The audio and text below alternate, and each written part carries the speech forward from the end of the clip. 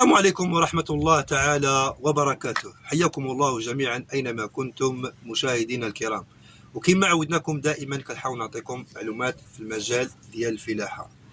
الآن إن شاء الله كنتواجد في المنطقة ديال أيت ولال. بزاف الناس كيسولوني على البصلة ديال الساقية. اليوم ان شاء الله غنوريكم هذه البصله هذه، وغادي نحاول نجاوب الناس اللي كتسولني على البصله ديال القادومه واش يمكننا نسقيوها بالرشاشات، وكذلك غنحاول نتكلم لكم على البصله ديال التحريف اللي بزاف الناس زرعوا هذه البصله هذه وكيسولوني شنو كنا نستعملوا لهذه البصله ديال التحريف، شنو هو المبيد اللي نديروا لها باش تعطينا ملي كدير الفقلوج يعطينا واحد الانتاج اللي هو زوين. هادشي كامل غتعرفوه في هذا الفيديو هذا، تبعونا حتى الاخير، ما تنساوش تدعمونا في القناه، جزاكم الله خيرا. اخوان اللي كتلاحظوا هي هذه اللي كتشوفوا ديال الساقيه، تبارك الله خير، تبارك الله عامره ومخرجه مزيان. واي فلاح واي شخص اللي بغى هذه البصله هذه غيحاول نعطي الرقم ديالي نخليه في هذا الفيديو هذا، واللي بغى يتصل بيا فمرحبا. هذه البصله كتواجد في ايت ولاد. بالنسبه للناس اللي كيسولوني على البصله واش يمكننا نسقيوها بالرشاشات، البصله يا اخ بالنسبه للبصله ما غاديش يمكننا نسقيوها بالرشاشات. علاش؟ حيت الا سقيناها بالرشاشات راه غادي تضرب البصله ديالنا.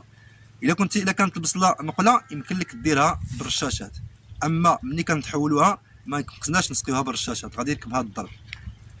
دابا ان شاء الله غادي كما غتلاحظوا راني الان كنتواجد في هذه البصله ديال التحريف.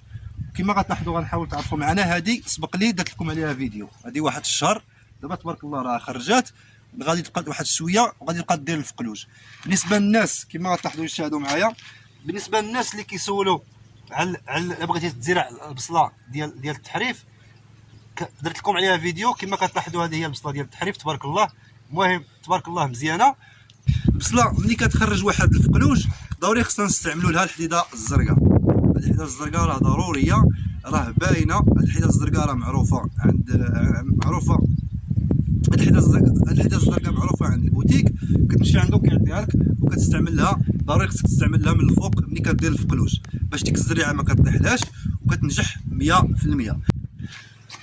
هذا كل ما يخص في هذا الفيديو. ما تنسوناش بالدعم ديالكم في القناه، جزاكم الله خيرا، والسلام عليكم ورحمه الله تعالى وبركاته.